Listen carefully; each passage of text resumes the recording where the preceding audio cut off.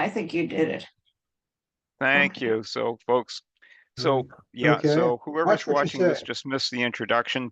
We have John Allen and David Ween. Those are our certified cycling instructors, safety instructors, and they very graciously agreed to help me out with this tonight.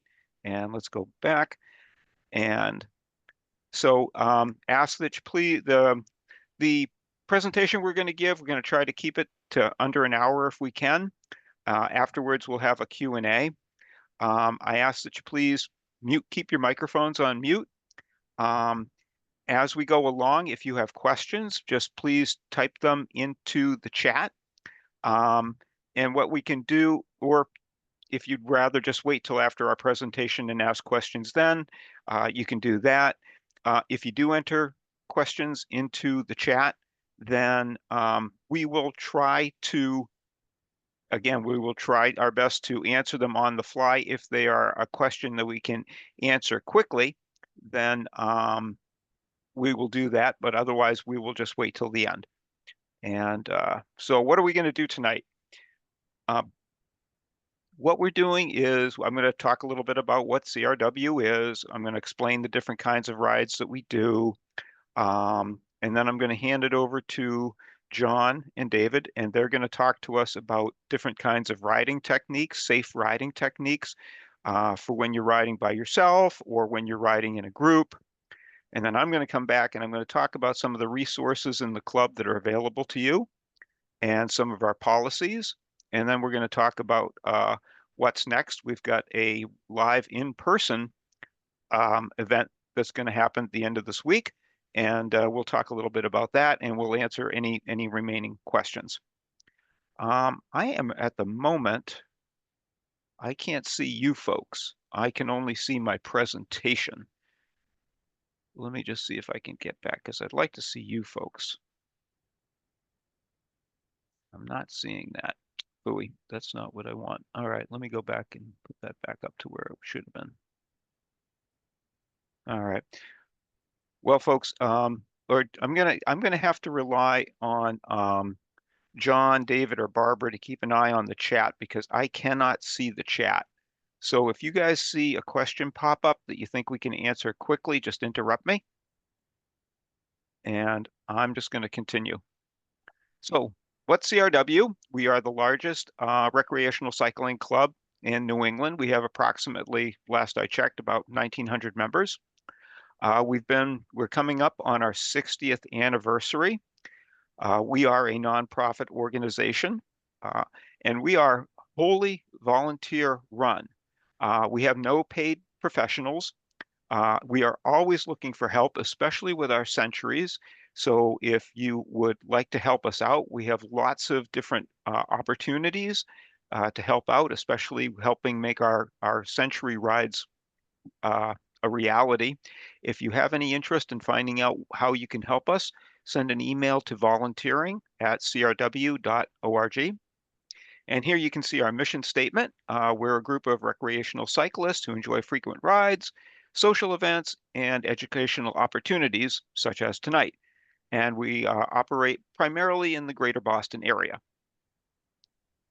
So these are the different kinds of rides that we offer here at CRW. The most common is the lead ride. And this is a ride where you have dedicated ride leaders leading groups at a dedicated pace. Somebody will say, I'm going to lead this route and I'm going to be riding at between a 15 to 16 mile an hour pace. So you've got an idea as to how fast people are going to be going. There are different versions of the lead groups. There are what we call drop and no drop. A no drop ride means that nobody gets left behind. If people are starting to lag, then the ride leader will notice and they'll come to a convenient stopping point and let people regroup. A drop ride means just like it sounds, if you cannot keep up with the advertised pace, then you may end up riding on your own.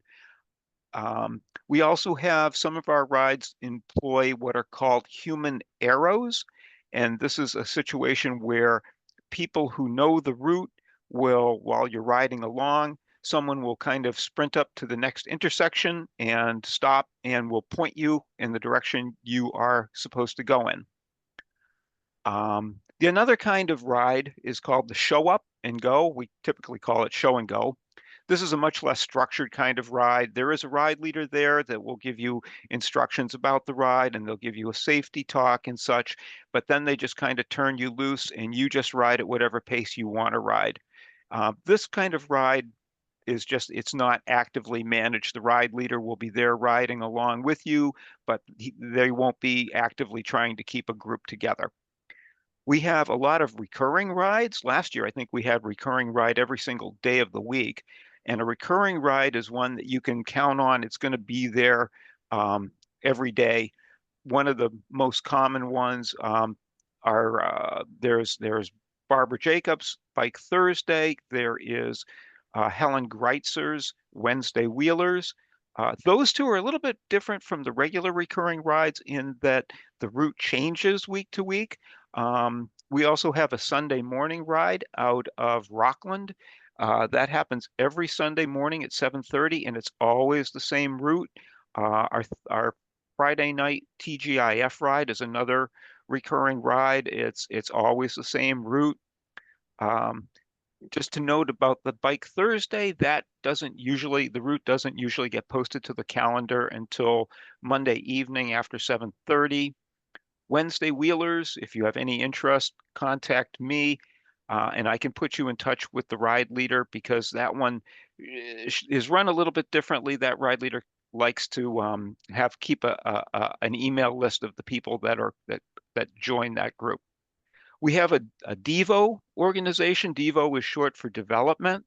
This is our kind of like our high intensity rides. They tend to be extra long distance. These people will ride metric centuries, century rides, 120 miles, and they typically ride at a fast pace. If that's your kind of thing, you'll see those on the calendar. I think they're black. Um, Women non-binary group, Amy Jadalkis runs this. They also actually have a couple of recurring rides during the week. The Pralines ride. There are gravel rides where, just as it sounds, you get a gravel bike, you go ride off the road. You might have heard I mentioned Centuries. CRW offers 3 supported Centuries, which are 100-mile rides. We also offer some shorter versions on these centuries. There's a metric, 63 miles, half century, 50 miles. Coming up in the fall, our Cranberry Century, we have, I believe, a 35-mile route option. These rides actually have rest stops, fully supplied rest stops where people have food and water available in bathrooms for you. And we have a SAG wagon. If you run into trouble, we give you a bracelet with a phone number you can call or text, and our SAG wagon will come and help you if you have a mechanical breakdown or if you just overextend yourself and you just can't finish the ride, we can come and get you. We occasionally offer adventure rides, which are typically an overnight, also known as bike packing, where you will either carry camping gear with you, stay somewhere overnight, or I know last year one we actually did, we stayed at a hotel. I run virtual rides during the winter time on Zwift. I think next year we're going to be offering Rouvy as well. We have a virtual ride where people will log into a particular virtual ride and talk on Discord while they're riding together. And we have some themed rides too. We were supposed to have a Juneteenth ride. We've had Juneteenth in the past. We're affiliated with another group that does the Katie Knox ride, and we've done in the past, we've done the Major Taylor ride, but a ride that has a theme to them. Some of the events that we hold, we just started this year the monthly happy hours where we will meet at a brewery and just chat about biking or whatever we want to chat about. a lot of our rides now, we're trying to reintroduce having some refreshments, some drinks, some snacks after a ride. If you do volunteer, at the end of the year, we throw a fantastic volunteer appreciation party. CRW takes care of its volunteers, our ride leaders, and the people who help us put on our centuries. You do get rewarded for the work that you do for us. Um, we have some program kickoffs. I know that Amy Jadalkis, I think she just had her women's group kickoff. I know that Andre Wolf had his Devo program kickoff recently. These are kind of like a special ride where they'll talk about what's going to be happening over the summertime. And of course, we have our educational presentations. We try to get these out, throughout the year. Bike safety. We just had a Paceline clinic, trying to put together a bike maintenance clinic. And earlier back in April, we had ride leader training, anybody who wanted to become a ride leader. So we're a pretty active club. We got a lot going on. I've talked long enough. I'm going to hand this over to, I think John is up first, I'm first. and you're going to talk to us about some safe solo riding techniques. John, just say next when you want me to jump to the next slide. Okay, and I'd add one thing to your comments, John, which is um, if you have a drop ride or a show and go ride where there's no formal group riding and you're sort of on yourself a lot. We'll be talking about this later, but we use an app which you can have on your phone called Ride with GPS. So you cannot get lost. You absolutely can't, because if you go off the route, it'll complain. So we'll be talking about that some more. But let's go on to the next slide. Um, Actually, I think so, I was going to do that one, John. oh, pardon? You were going to do that? David, what did you say? If you want to do it, that's fine. Oh, okay. Well, first of all, that CRW is a law-abiding club. Um, that our being welcome in the communities where we ride depends on our conduct. And it also, of course, affects our safety. I'll be talking about how to be conspicuous and predictable on the road, situational awareness, thinking ahead, looking behind, all those happy things. And the traffic laws, basically bicyclists um, are required to obey the same traffic laws as other drivers of wheeled vehicles, but there's some very important amendments um, to the Massachusetts general laws in 2023. And David, I don't know if you want to bring this up, but we do have we do have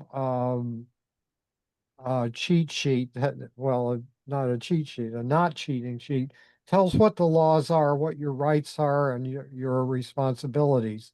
And we can share that in the chat. If David or John would like to put the link in the chat, then we don't have to show it and spend a lot of time on this.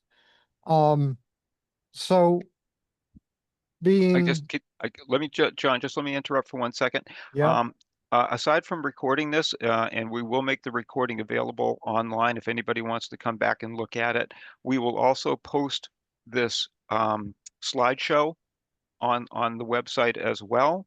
And you can actually come and you can check out some of these links that we've added. We have links here to these laws that John was mentioning, but just wanted to mention that.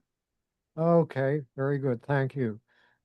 So um, riding safely and cooperatively, being welcome, being safe, depends on courtesy, communication with other road users, other bicyclists, motorists, pedestrians, and on assertiveness when it's needed. That particularly comes up in connection with lane positioning and whether it's safe for a motorist to pass you. And I'll be going into some detail on that on later slides. There's a practice called control and release, where you control the travel lane when it isn't safe to pass. I was doing that today, riding back to Waltham from Natick on a lot of two-lane roads, and sometimes I couldn't see around the corner, neither could the motorist behind me. And I just had to stick my hand out and say, no, you can't pass now. And then when it's safe, I wave them on by. Um, multi-lane roads are a different situation we'll be getting into, because on those roads, the motorists have another lane in which to pass you. And it's sometimes better just to control the whole lane as you're traveling through a section of road like that. If you're in a group, the group is actually shorter and easier to pass.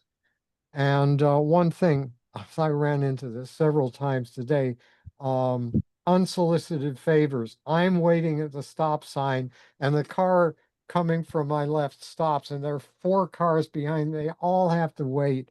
Sometimes I actually have to turn my bike around and have it face the other way to give them the idea. No, yeah, no, I got the stop sign. But anyway, let's go on. Next slide. Let's talk first about efficiency and comfort on the bike. These are basic, and we'll be getting into them in the Saturday event. Bike fit, next slide. You need to have the right leg extension. Notice that the leg in this image is not perfectly straight, but it's nearly straight. 15-degree or so angle at the knee gives you the most efficient pedaling. This goes with knowing how to get on and off the bike efficiently in the middle of the ride. We'll be getting into that. Also, the reach to the handlebars is important, and this is particularly an issue for women because women's proportions tend to be different. Shorter upper body in relation to the legs. We'll be looking at that on Saturday, but it's something you can also get checked out at a good bike shop. Next slide. Different saddles for different folks. I'm a leather saddle fanatic, but I have one bike that has a modern composite saddle with soft stuff inside, and that works okay. There are narrow saddles like at the upper left, wider ones like at the lower right. Depends on the width between your sit bones. And women tend to have more width between the sit bones. That makes it easier to give birth, but it's really very individual. And notice the saddle on the lower right has springs. It's heavier. You might be considered a nerd if you ride with one of them on one of our rides, but I don't care. They're comfortable. I have them on a couple of my bikes, particularly the ones with small wheels that tend to be bumpier. Next slide. Okay, bike handling, starting and stopping. Let's go to the next slide. Mounting technique. This is something actually a lot of people still are like riding their tricycles. They're getting on and off the bike the way they did on a tricycle. Once you're standing over the bike, John, could you show the video? Absolutely. And Let's make sure. Let's see. Hold let's on one get it second. full screen and let her Ready? roll. Yes. Roll.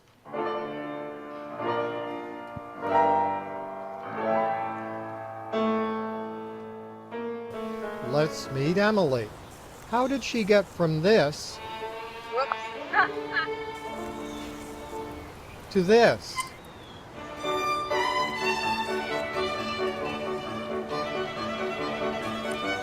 looks better, but let's say what we're trying to accomplish.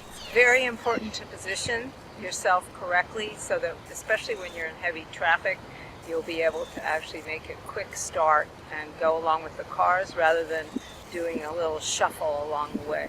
You want the saddle high enough for efficient pedaling, but it takes some work to break the habit of putting down both feet. How do you get to Carnegie Hall? Practice. Step forward off the saddle, lean the bike, put a foot down, and pull up the opposite pedal to be ready to start. Let go of the brakes and push off. Let's see that again.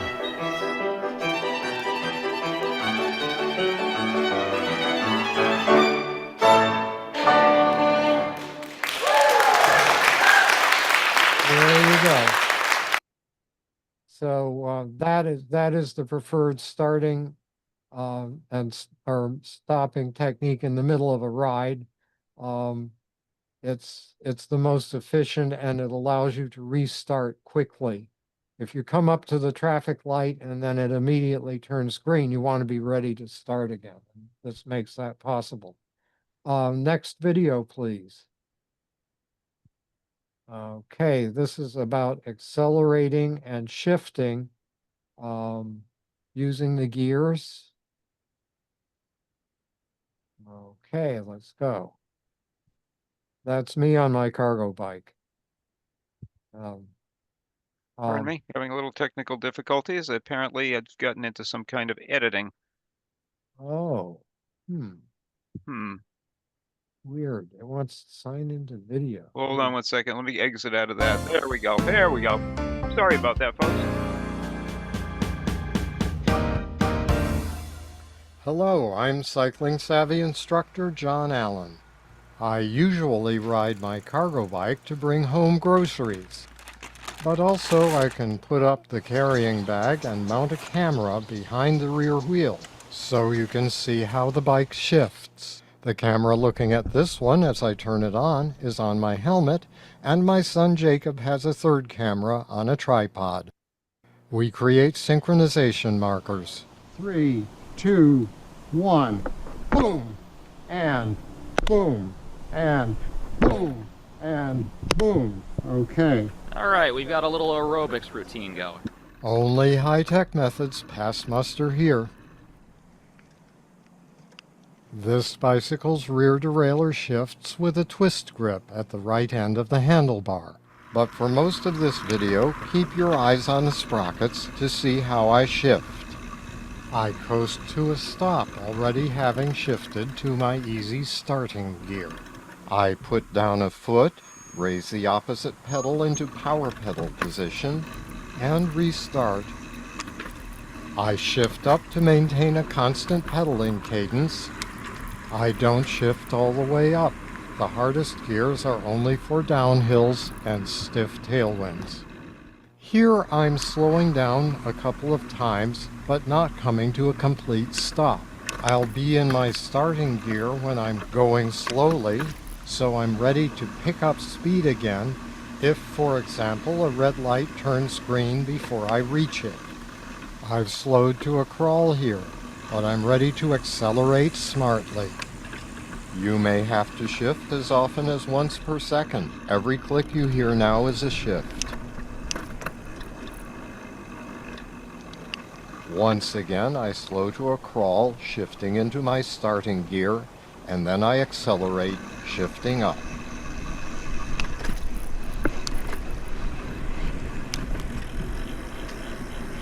That'll do it for today. Okay, we can quit the video now. I just had to show you how we made the video. It's, that's, you wouldn't possibly understand what you're looking at unless you saw how we did it. Next video, please.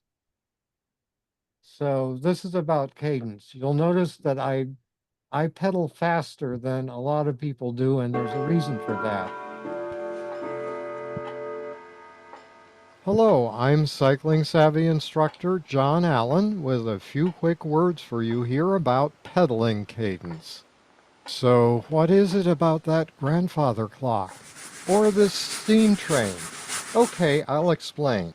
When you walk, your legs swing like pendulums at a natural rate. March tempo. It's twice as fast as the swing of the grandfather clock's pendulum. Swinging your legs faster requires muscular effort and is inefficient. But when you ride, the pedals keep your legs moving. They are pistons in an engine. Whew, a quiet, non-polluting one. They can turn faster, and there's less stress for the same power, so you don't get sore. Choose the appropriate gear to pedal faster than walking pace, and you can ride all day. This is key because people tend to think when they're getting started riding a bike that they're getting really good exercise by pushing hard on those pedals. Now, John is shaking his head. You know, I go to the gym and I do 3 sets of 10 reps for strength. That's what you do for strength. You do, push as hard as you can, but if you do it more than that number of times, you're just wearing yourself out and making yourself sore. So when we're riding longer distances, we pedal faster and lighter, and that makes it possible to ride these century rides, 100-mile rides. John, you had, May I interrupt? sure. I heard, I personally try to keep my cadence around 90 revolutions per minute. And I can do that pretty easily. I can check my cadence at any time if I've got my clock on my bike, on my odometer, my cat eye. I come and I time myself. I count the number of revolutions with 1 foot for 15 seconds, and then I multiply by 4, and that tells me what my cadence is. And again, it varies from person to person. I try to shoot for about 90. I find that works very well for me. Yeah, that's a good high cadence. And with me, it's what feels good. Because if I'm pedaling slower, it feels hard. It's harder to do. Um, and if I'm pedaling faster, I want to shift down because my legs just don't want to go that fast. So, there are different ways to dial in. I was riding tandem with my niece once, and she rides a bike, but not as much as I do. And she kept saying, "You're pedaling too fast." Well, different strokes for different folks, literally. Let's go on. Braking. This is braking is one of these things that's really counterintuitive, and you have to work on it. This shows 3 ways to come to a stop or to slow down in an emergency where you really have to stop. A top one is using only the rear brake. And what you do is you leave a big, long black skid mark. And I once wore out a rear tire in a single stop from 30 miles an hour doing this. It was intentional. I wanted to prove the point. Second example is what happens if you use the front brake too hard. Um, it will lift the rear wheel, and um, if you don't let go of the handlebar or the brake levers immediately, it'll pitch you forward over the front of the bike, which is no fun. The way that you come to the quickest controlled stop is to use both brakes and actually use the front brake harder than the rear brake because you become a human ABS system, and the light skidding or fishtailing of the rear wheel is your signal that you need to release the front brake. This, of course, takes practice, but it can save you from some very unfortunate occurrences. I avoided riding down a flight of stairs once this way. Need I say more? Next slide. Oh, and I didn't say though, of course, if you're riding on a slippery surface, you have to use the rear brake more or only use the rear brake because it will not cause the front wheel to skid and you lose control. But then you have to be aware of situationally aware of what's in front of you and slow down so you don't need to brake hard. Okay, what we're showing here is the quick turn, which we'll practice. We'll practice all these things on Saturday. And in order to start turning sharply and quickly to the right, which way you have to turn the handlebars? Question for one of our guests here. How about Shannon? Any of you? Stop. You can unmute your mic to answer the Looks like question. left to me. Yeah, we gave it away. Okay, because in order to turn on a bike, you first have to lean into the turn. You don't have two sets of wheels, two tracks so that the vehicle can just stay upright. You need to lean into that turn, and to get into the turn quickest, you actually have to steer opposite the turn. It's called counter steering. And then you go around the corner and look at an object that you're headed for, and that helps you recover and get going straight again. Now, of course, we don't want you to get into this situation in the first place, and we'll get to that. But let's move on. Excuse me. This is the rock dodge. You're riding along and you encounter a rock or one of our infamous Massachusetts potholes, and you see it too late to just steer around it easily. So you use something that's like the quick turn. You jerk the handlebars to the left, you get around it, and then back to the right. And you can actually do this so quickly that your body hardly changes its line of travel. This has saved me from flatting tires quite a number of times. Next slide. Now we're getting into road techniques. The first one I'm showing here is crossing diagonal railroad tracks. Notice at the upper left in the picture, where you see the car, the bicycle is actually at the left side of the lane.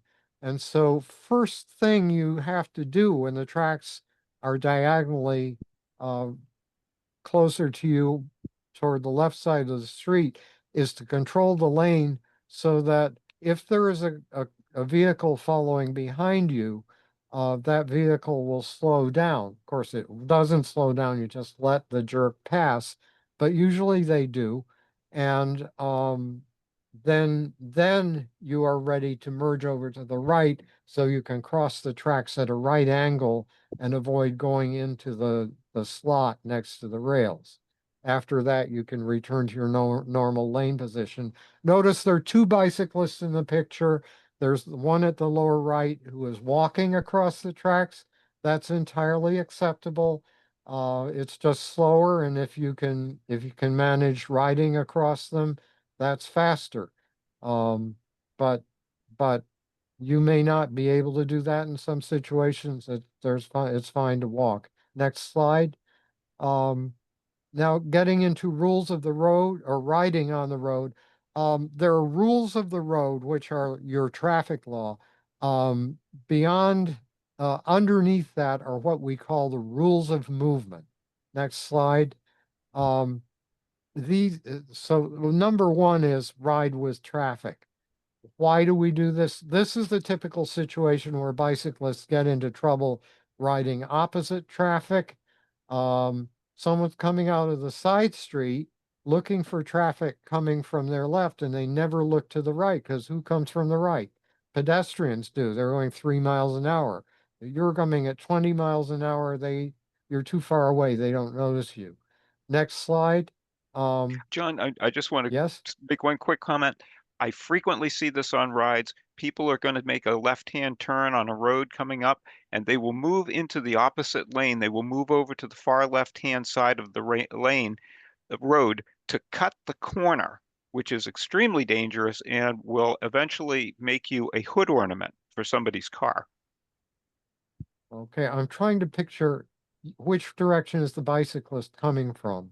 It's exactly like what you're showing here in this picture. I see cyclists will actually move into the left-hand lane, into the oncoming lane to cut the Oh, corner, the left-hand corner, and cut across the path of the blue car.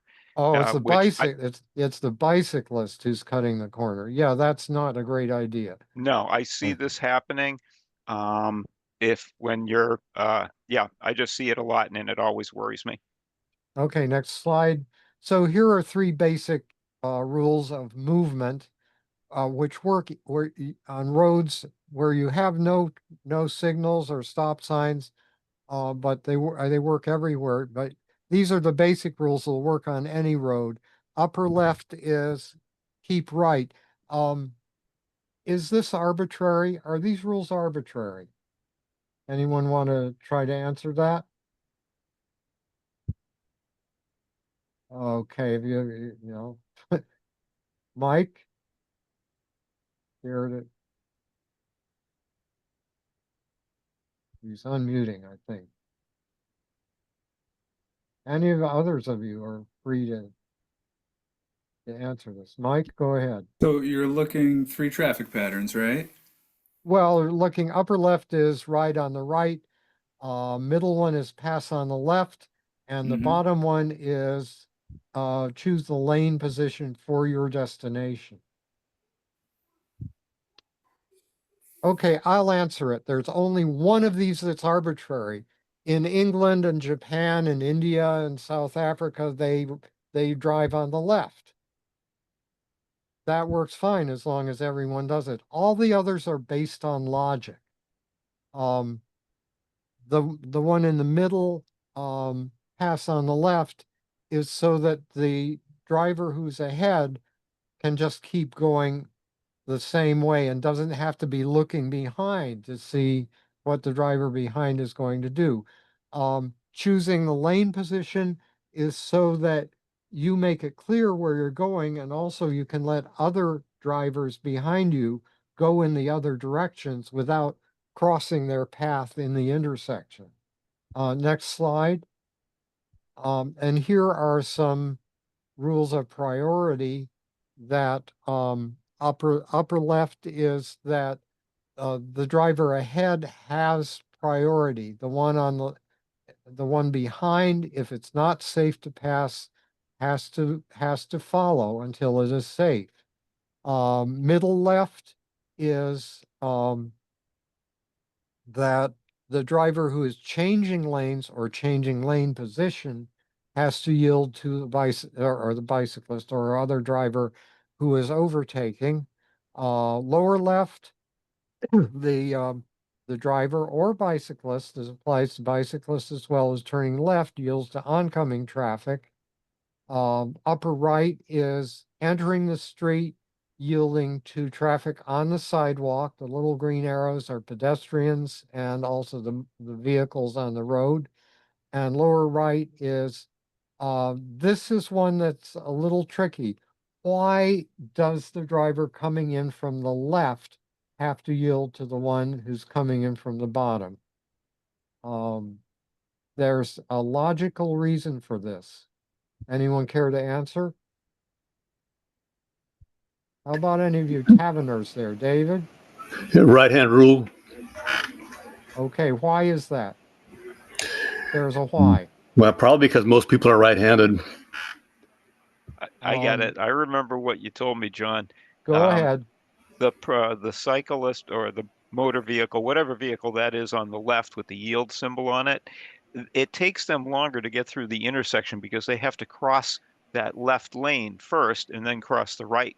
Whereas the car to the right with the green arrow, they're going to get through the intersection and out of the way of the vehicle to the left quicker. Well, the one on the left has another half road width in which to stop, which is the extension of what you say. So that the one on the left is better able to yield. So all these are logical. And of course, in England, the directions would be reversed, but it all works the same. Next slide. Okay, putting some of these principles into practice.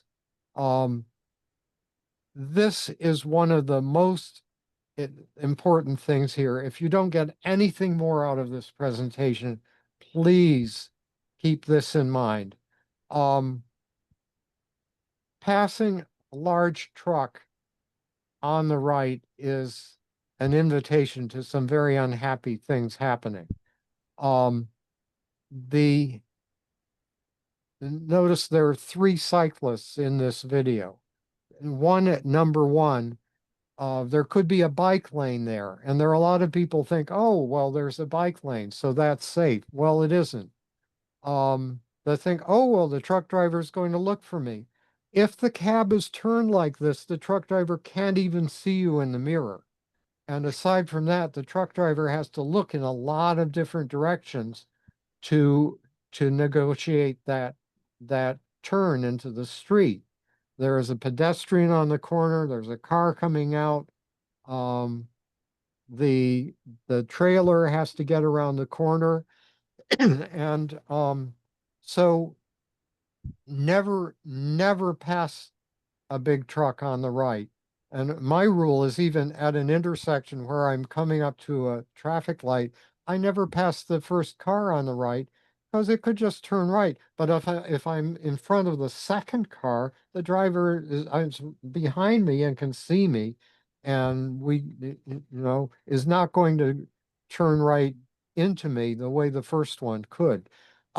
Driver at 3 is in a safe position, except at 3 on the left, unable to see what might be coming, and unable to pass, stuck behind a truck. If it's safe to pass, if you have a whole other lane width to pass in, the cyclist at number 2 is controlling the lane and over to the left side of the lane, where the truck is just not going to go, and can pass that truck safely if it's just stopped or going slowly. So that's what all this is about. Next slide. What are turn signals for when you're riding a bike? This is an interesting thing. It's not like when you're riding and driving a car. Why would you make a left turn signal on a bike? Would you make it when you're turning? Anyone got an answer to that? You would be making it, I don't know, a specific time, but just generally before you turn to warn the car either behind you or oncoming that you're gonna be turning? Yes, that and more. The turn signal on a bicycle is most often a request that if I'm going to be turning left, I've got to get over into that left turn position. And there might be a car behind me. So I stick out my left arm, and 99 drivers out of 100 will slow down and let me into line, and I can get over to the left and maybe even have to cross into another lane and make that left turn. This communication is something that it's just so incredibly empowering, discovering that drivers in cars will react to you, will understand your signals, and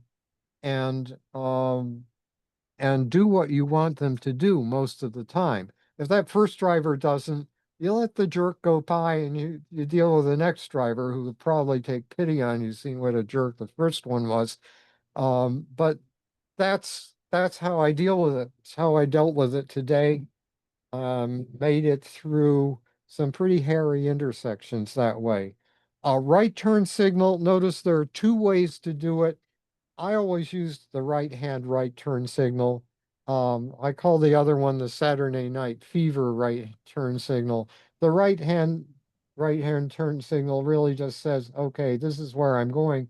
And if I'm changing lanes to the right, I'm sticking out my arm right in front of the motorist who's behind me. So that works better. The stop signal I usually don't use that when I'm stopping, and you don't have to by law because you have your hands on the brakes. This signal is that slow down, really it's safer to follow me.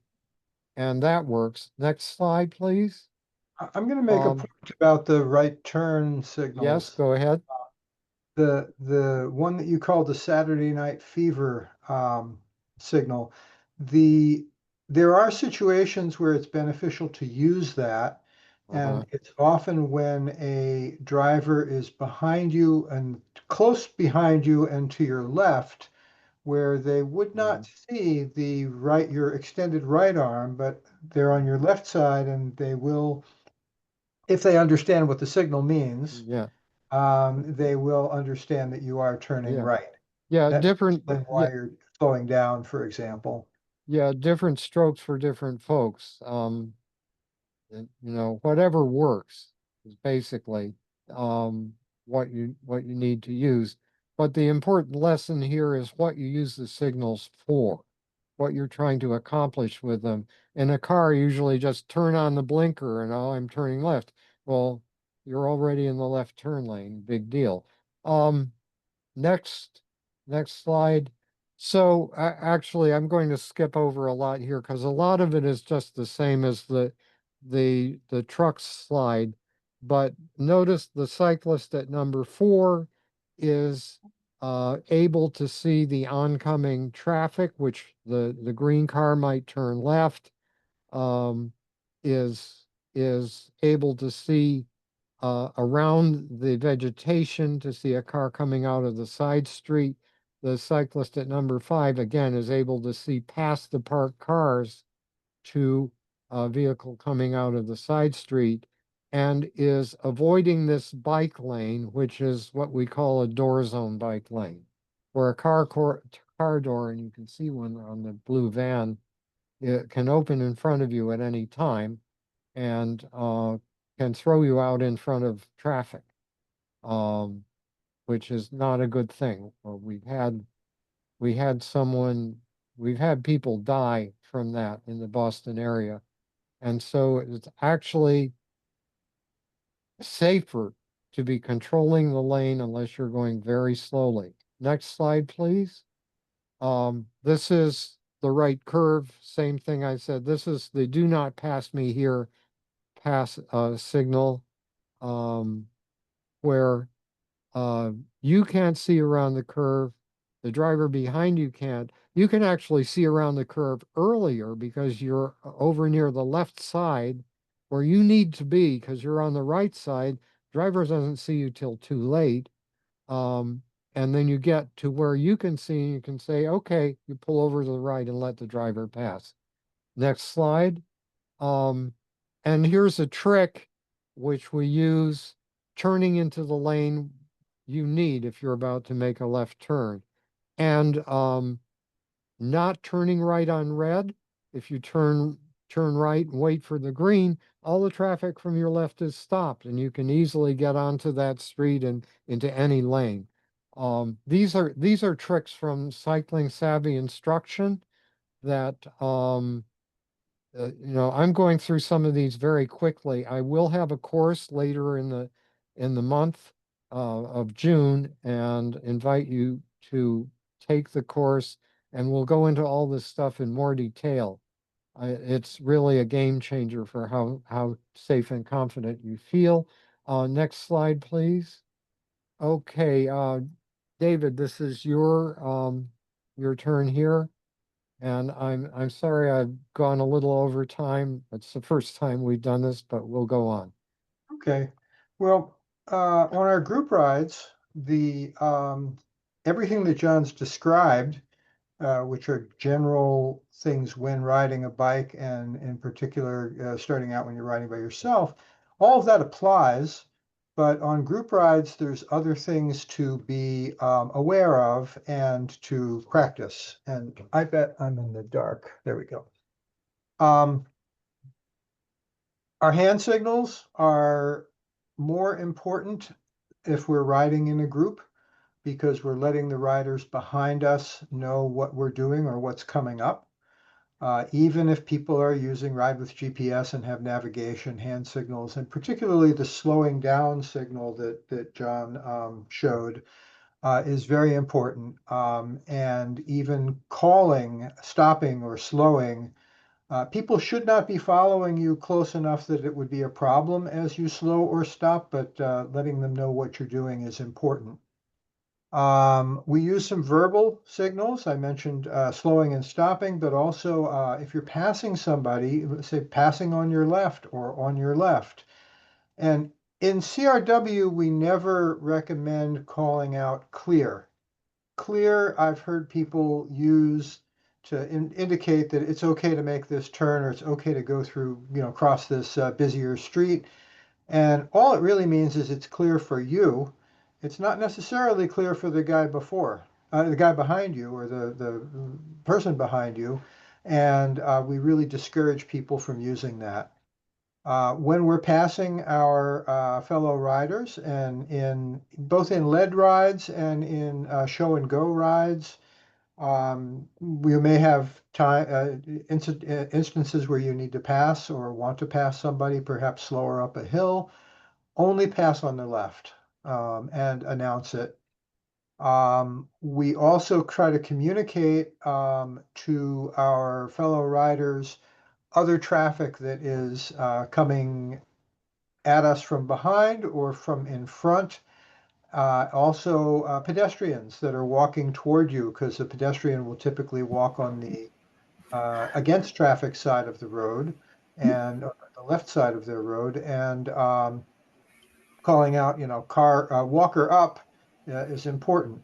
One thing is that sometimes people will call car back for every car that's back, and on some roads where it's busy, there's lots of cars back. I like to reserve it for times that it's an important warning for somebody. Like if people are riding two abreast and there is room for a car to safely pass a single single file rider, car back can mean, single up. If I may, I'd like to suggest one exception to the passing on the left. Sure. And that is when I'm riding with my kids, usually there's not much traffic, but I usually like to have them ride in front. But if they're behind me and I want them to pass, I have them pass on my right so that I'm in the lane where the cars would be and they're closer to the sidewalk where it'd be safer for I them. think that's legit. Yeah, that makes sense. That's a good exception, and we want to strive to. I mean, if you're on a wide open hill and in a suburban neighborhood, there are no cars in sight, and somebody is riding in the middle of the road.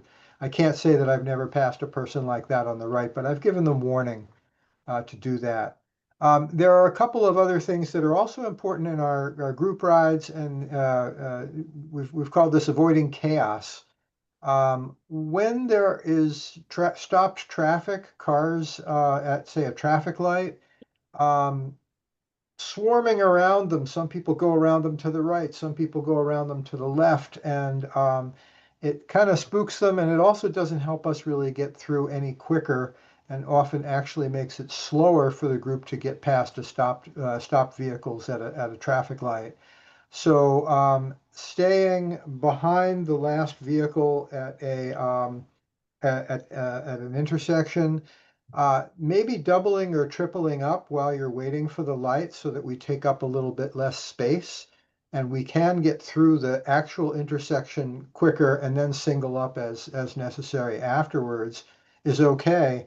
But going around the cars, they're only going to have to pass you anyhow in another 30 seconds when the light turns green.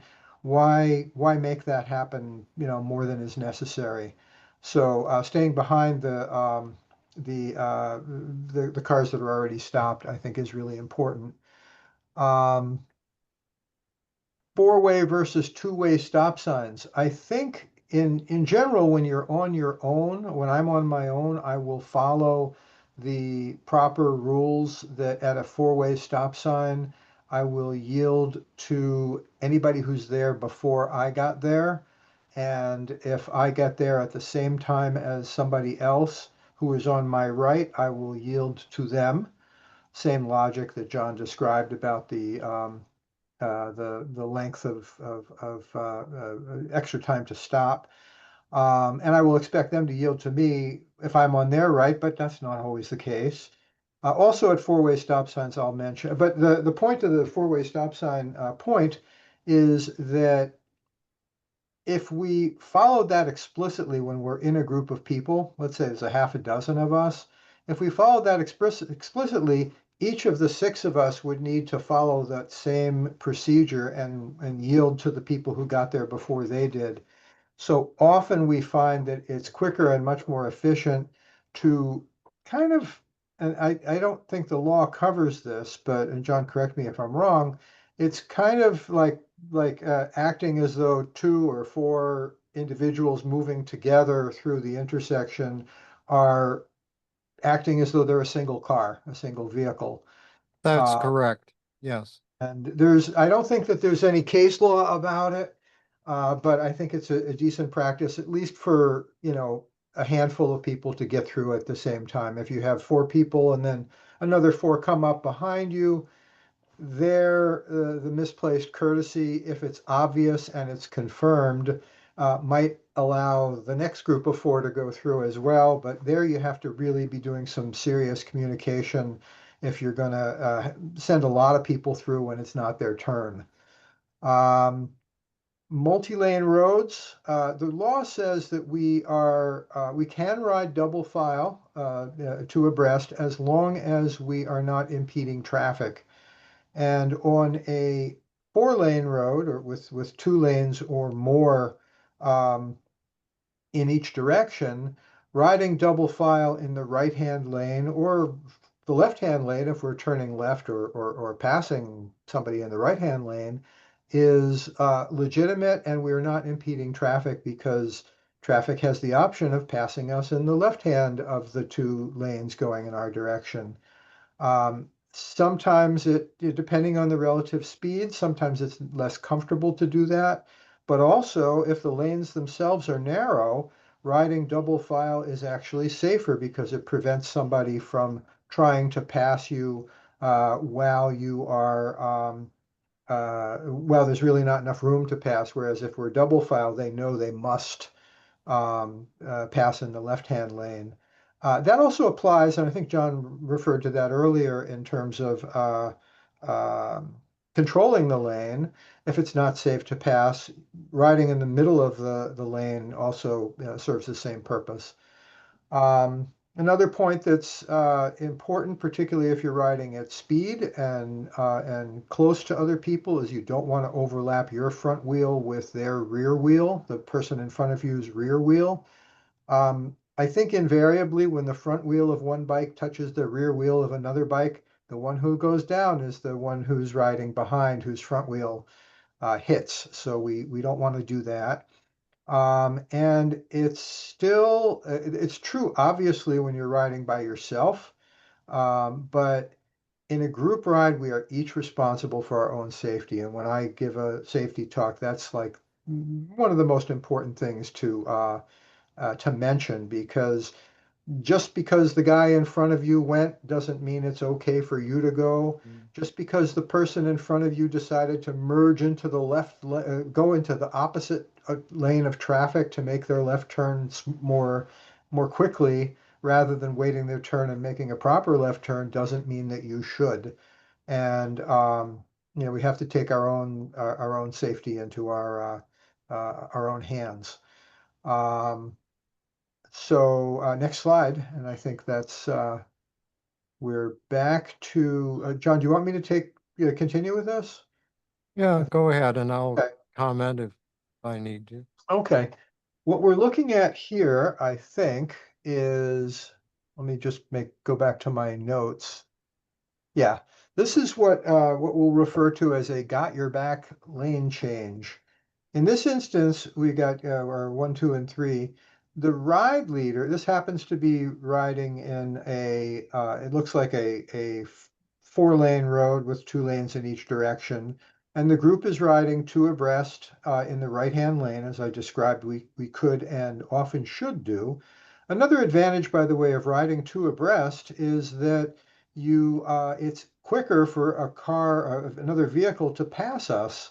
If there's 10 of us in a row, they have to pass 10 bike lengths. And if there's 5 sets of 2, they only have to pass 5 bike lengths. So it's easier for them to pass.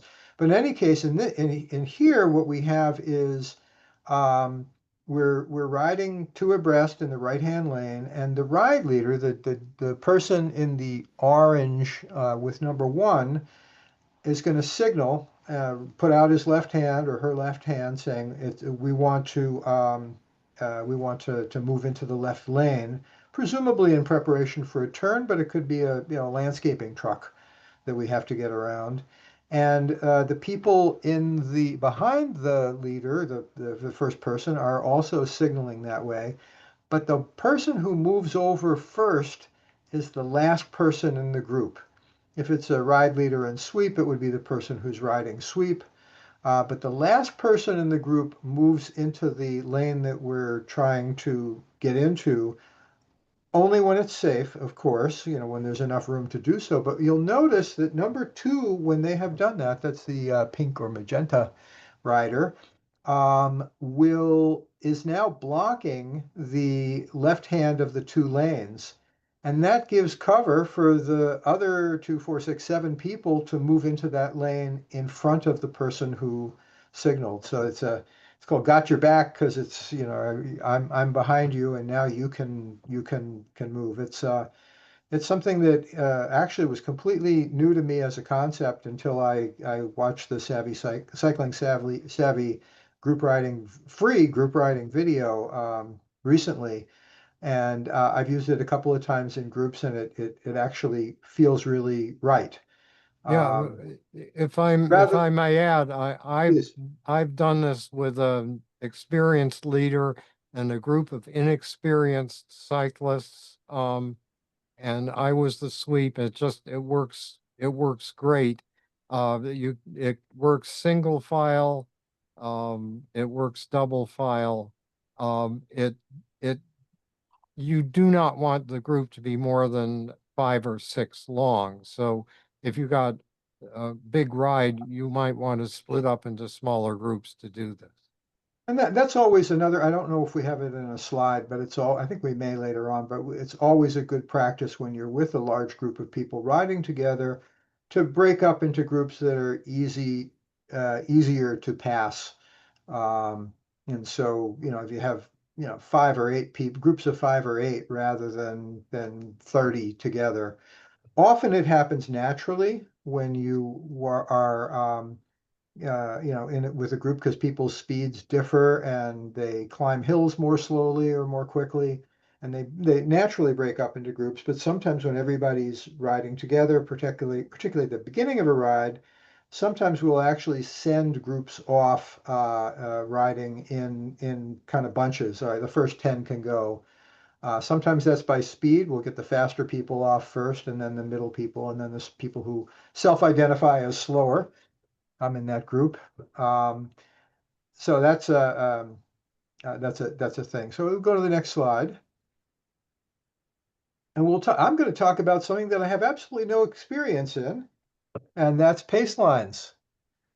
You can see here, these cyclists here are riding very tightly behind each other, and they are riding that way because if you ride close enough to somebody who is who is riding in front of you, they're breaking the wind. They're not farting, but they're breaking the wind for you, and so you have an easier time and you can ride faster. And so the group as a whole can move much more quickly than if they were riding individually. And you take turns being at the front of the pace line, and it's supposed to be really efficient. It works best if you're riding really close to the person in front of you, which means that you need to trust the people that you're riding with and know protocols and stuff like that. So it's not something you just jump into and say, oh, I can do this, because there's probably something you're forgetting or not knowing that's going to get you into trouble. That's why we have the CRW, Charles River Wheelers Development, or DEVO rides, And some of the women's group rides run pace lines and also provide, I think, gentle guidance to the people who are joining them. We also have had explicit paceline clinics. The idea being that come here if you want to learn how to ride in a pace line, and we'll give really explicit instructions. So next slide. There's lots of ways of running pace lines. Number one, you've got the person pulling. When they're done pulling, they'll drop back along the right-hand side. Sometimes you can run a double pace line where you don't drop all the way to the back. You slowly drop to the back and circulate around. I'm not sure that I fully understand number 3. Okay, we've got- if I may, Please. that number 1 and number 2 have only 2 lines of riders. And in Yep. fact, with number 1, the cyclist may be dropping back on the left, in which case that can happen only when there's no passing traffic. And if the group would be otherwise closer to the right side of the road and it would be safe to pass that way. Number 2 is obviously got to have 2 lines, because there's a whole line of people dropping back. Numbers 3 and 4 are things that racers might do, that I put up this slide because there are things that can be done, but you usually don't want to do them on a recreational ride. You'll notice they're from the dashed line there, they're really only possible at all on a ride where there's other traffic if it's a multi-lane road. And in Massachusetts, it's only legal to ride 2 abreast. Other than, of course, if you're passing a group, then you could be riding in a third, making a third line just with yourself. But these 2 numbers, or these number 3 and 4 here, are things that we would not normally do on a recreational ride, but you'll see racers doing them. And number 4 is essentially 2 different number 1s with one group dropping back to the left and one group dropping back to the right. Yeah. Number 3 is the one that to me looks like it needs a lot of coordination, because the 2 people that are pulling at the front are both dropping back on the same side, and they've got to really communicate who drops back first. I don't think I want to be riding in that one for my first pace line ride. Next slide. The informal groups on show and go rides. This is, we say informal groups because on a show and go ride, as John O'Dowd described, you show up and you kind of go at your own pace. You have the route on your phone or your GPS device, and you'll find that you are often riding with groups of people that are at approximately your speed, particularly if the ride leader sent people off by speed and not by distance, which was a pet peeve of mine back in the day, the Saturday fitness ride, but that's another story.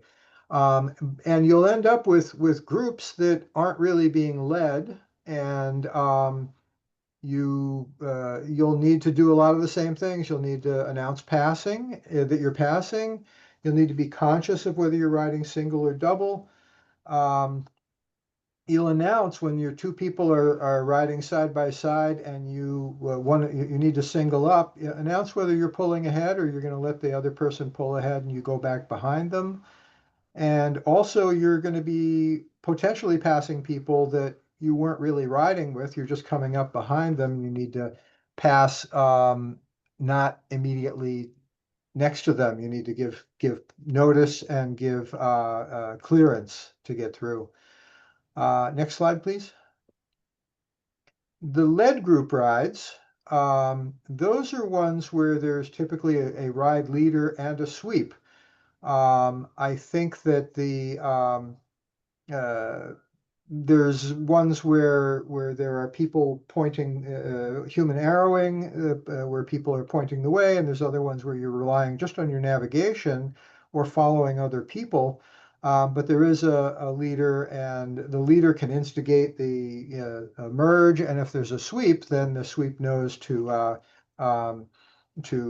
move over first on the got your back merge. Communicating within the group is really important. We talked about the gaps for motorists to pass. So we don't want to have too large a group, even if we're all riding at the same speed, which tends to happen at the beginning of a ride before people start getting tired or separated by hills or traffic lights. Next slide, please. And now we're going to talk about some resources, and I think that brings us back to John. The club resources, John O'Dowd. These are, but I mean, take it if you don't want to. But John, I think you're muted. John, you're muted. John O'Dowd, you are muted. I'm sorry, I didn't want there to be any ambient noise interrupting anything. Can you hear me now? Hello? Yes. Okay, good. You can. So like I was saying, on the CRW website, there are a number of resources for you. The most common, most used is, of course, a ride calendar, but we also have a blog.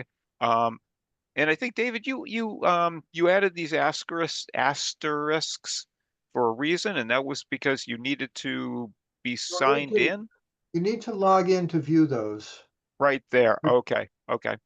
The blog is where you can leave a message. You can send a message out to your fellow CRW people if you have some questions or if you want to announce something.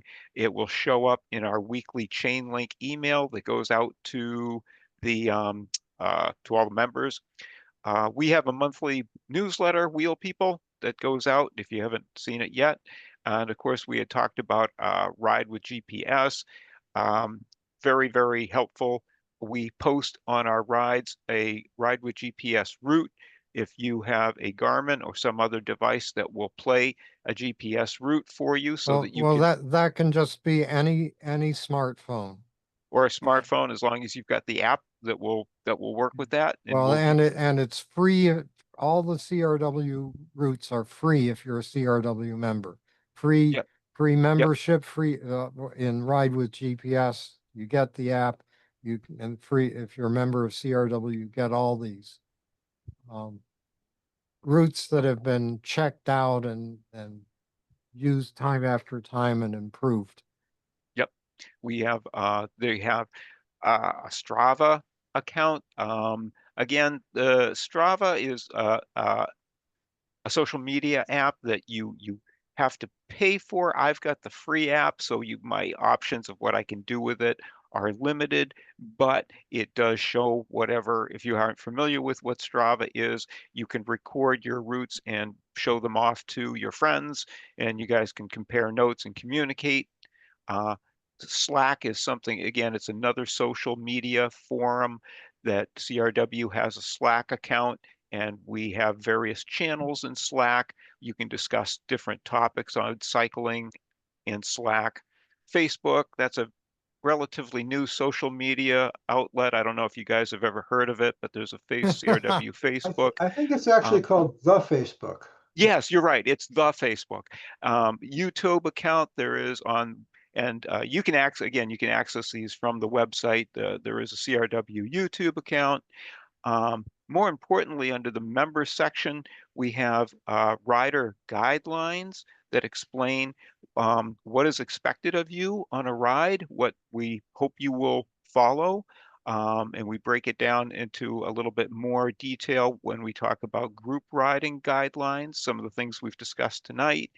A very important issue that came up recently is pedestrian awareness. Pedestrians, especially in crosswalks, have the right of way. We want to give pedestrians plenty of space when we pass them. always be respectful of pedestrians. I don't know if you guys want to talk about this briefly. We're getting on to 8:20, but John is a representative of the Cycling Savvy group with online classes. Well, there are online classes and in-person courses too. I intend to have an in-person course later in the month, but the essential short course and the group rider essential courses on cyclingsavvy.org website are free. You just have to sign up, and when you sign up, you also get occasional notices of articles we've posted about various riding practices and other bicycling things.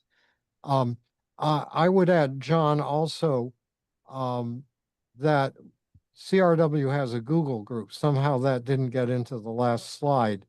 Ooh, my mistake. Oh, well, and there are actually several Google groups for volunteers, for ride leaders, for the board and so on that, you know, if you volunteer and you become active in the club, you get all these additional communications means. We have a lot of resources on the Yeah. website, and I encourage you to explore the website.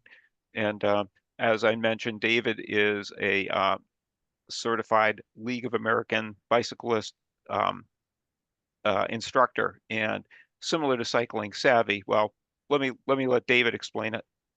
Sure. I think similar to Cycling Savvy, the League of American Bicyclists has a curriculum they call Smart Cycling. And there's, from what I can tell, there's a lot of overlap in terms of the material and the things that we're teaching. You can see John and I were not disagreeing. John is actually also a league a cycling instructor as well.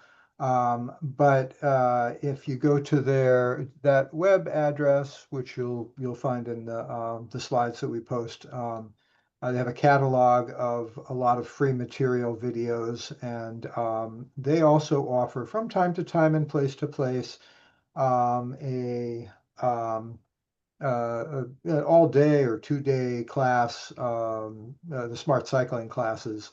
And that's also a very useful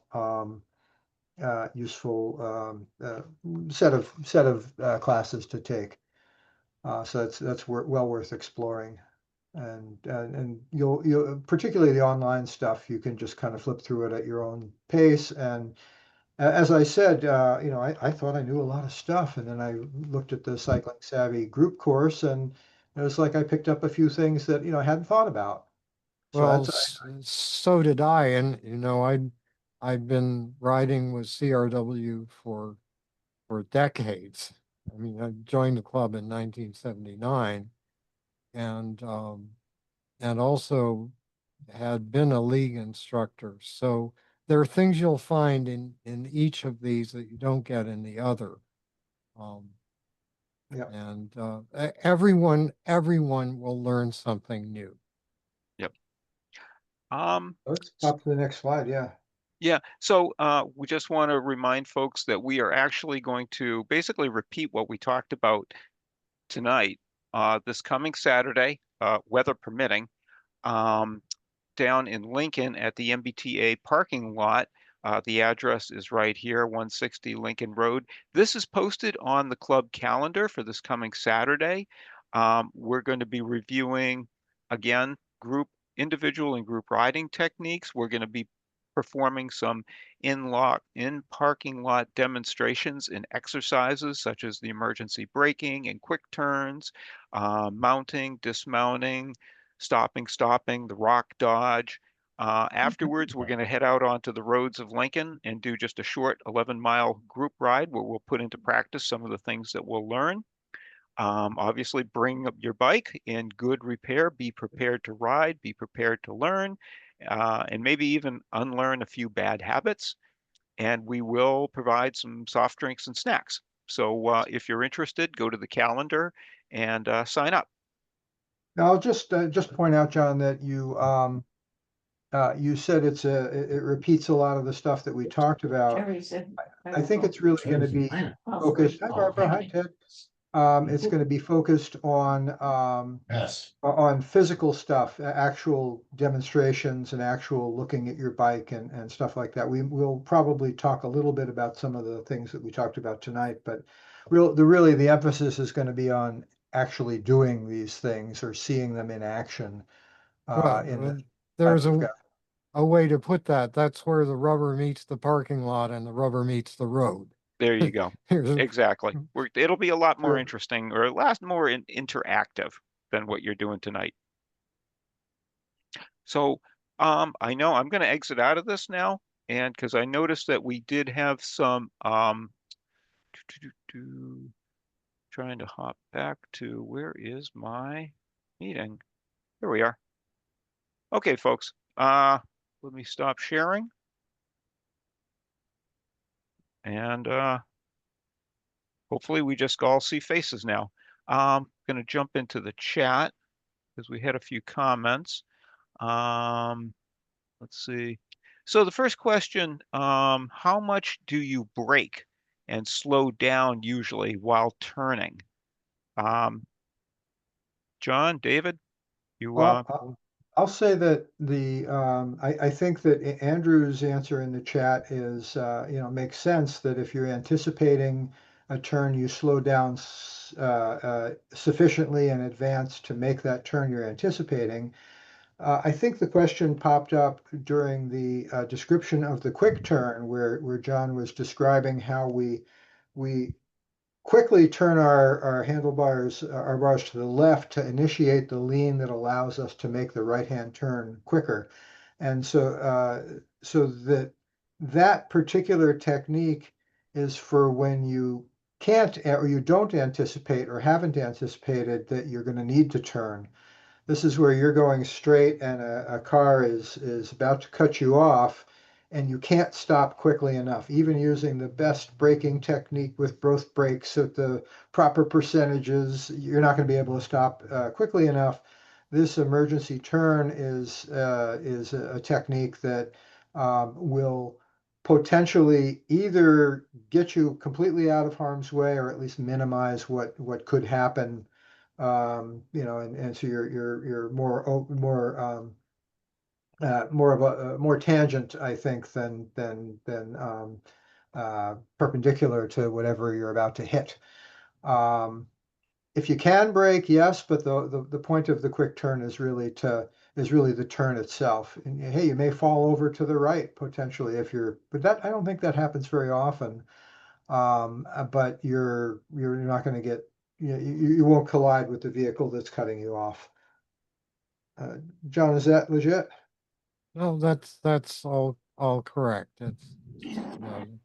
You may be able to brake before you turn, but you generally should not try to turn and brake at the same time if you're turning sharply, because your tires have only so much traction.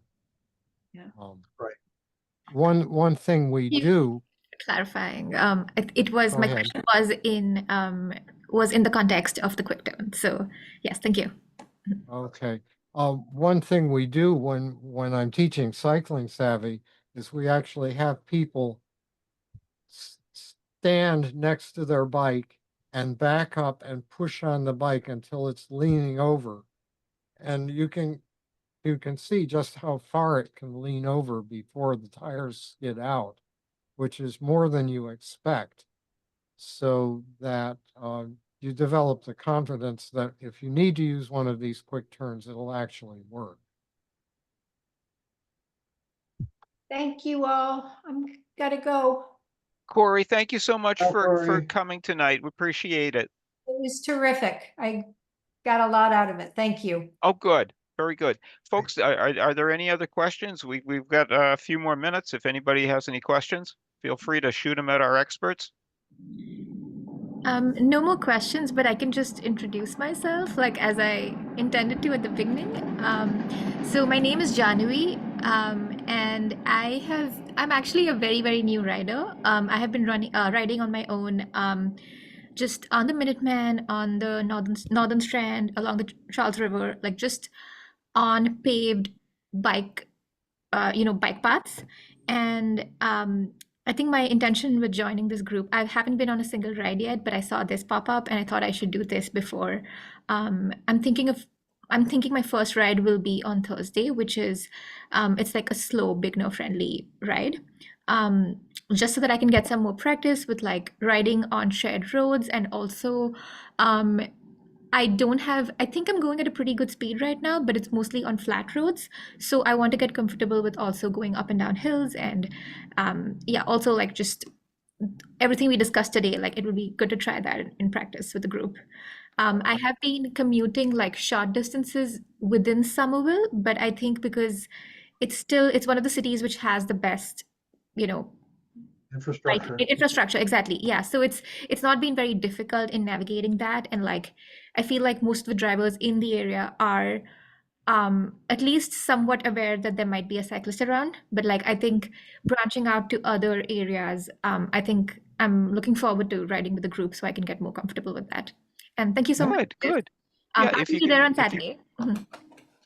well, The welcome to Thursday group is- CRW, and I hope you have a good experience with us. And identify when you go to one of our rides. There'll be a ride leader probably checking people in at the beginning of the ride. Identify yourself as a newcomer so that they know that you're new to the club, and you know, they'll hopefully take this into consideration and keep an eye on you. Okay, thank you. I Thank you so found much. the Thursday group very, very welcoming and very supportive. They do split up by pace, and it's I've enjoyed the Thursday rides that I've been on. I even got to help. I even got to lead one group last year at one point. Okay. Fun. Yeah, I was thinking of, I think that's the ride which I saw, which had like a 10 to 11 miles per hour pace. So I think like on flat roads, I'm going at about 14-ish. So I feel like Mhm. with the hills, like a 10, 11 might be a good starting point, like just for the first ride. Yep. Just to see, where am I, like how, how much exertion do I feel? Yeah, good. Good. Thank Looking you. forward to it. Well, David, did you have something you wanted to say? I got nothing. No, I mean, this is David T here. Oh, sorry. Did you have? You're muted. Muted. You're still muted. Still muted. I'm sorry, David. We can't hear what you're saying.